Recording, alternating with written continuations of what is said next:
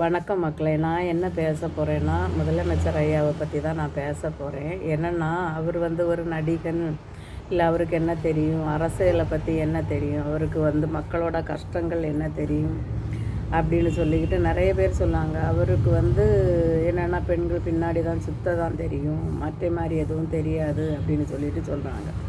மக்களே, நான் ஒன்று கேட்கேன். நீங்கள் எல்லாரும் அவர் நடிகைன்னு தெரிஞ்சு தானே நீங்கள் ஓட்டு போட்டீங்க. அவரை நீங்கள் இந்த பூமிக்கு ஒரு முதலமைச்சராக கொண்டு வரணும்னு சொல்லிட்டு தானே ஓட்டு போட்டீங்க. தமிழ்நாட்டுக்கு ஒரு மாற்றம் கிடைக்கட்டும் அப்படின்னு சொல்லிட்டு தானே நீங்கள் ஓட்டு போட்டீங்க. எம்ஜிஆர் ஐயா என்ன நடிகர் இல்லையா?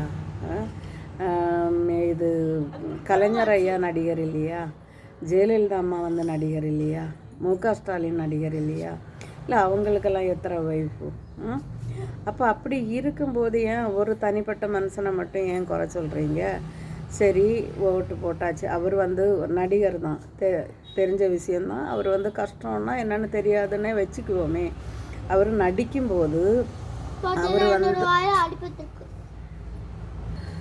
அவர் நடிக்கும்போது அந்த சீன் அவர் நடிக்கிறாரு. இப்போ ஒரு விவசாயம் வச்சு இல்லைன்னா தொழில் ரீதியாக வச்சு நடிக்காருனோ, இப்போ மக்களுக்கு உதவி பண்ணுறது மாதிரி நடிக்காரு.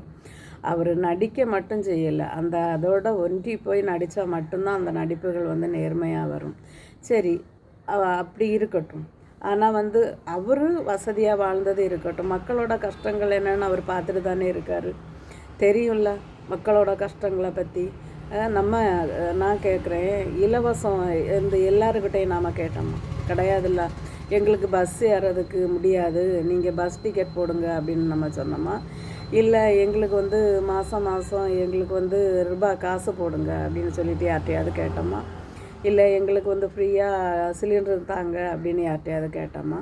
நம்மளோட கேள்வி என்ன? டாஸ்மாக் மூடணும், அப்புறம் போதை ஒழிப்பு இல்லாமல் இருக்கணும். குடிகாரங்க அந்த ரோட்டில் எல்லாம் போயிட்டு நடக்காங்க.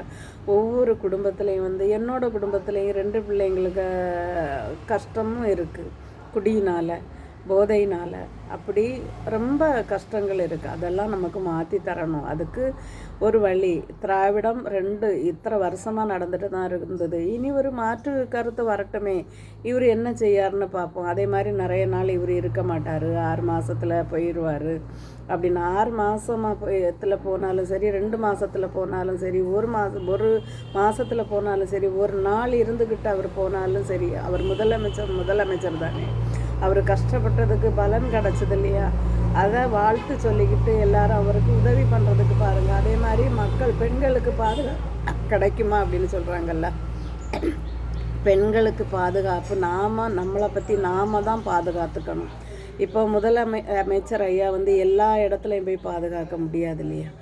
நம்ம ஒரு இடத்துக்கு போகிறோன்னா நாம் அதுக்கு பாதுகாப்பாக வரணும். அதுதான் பாதுகாப்பு. இப்போ அவர் தான் நம்ம கூட எல்லோ பெண்கள் பின்னாடியும் போய் பாதுகாக்க முடியாது இல்லையா?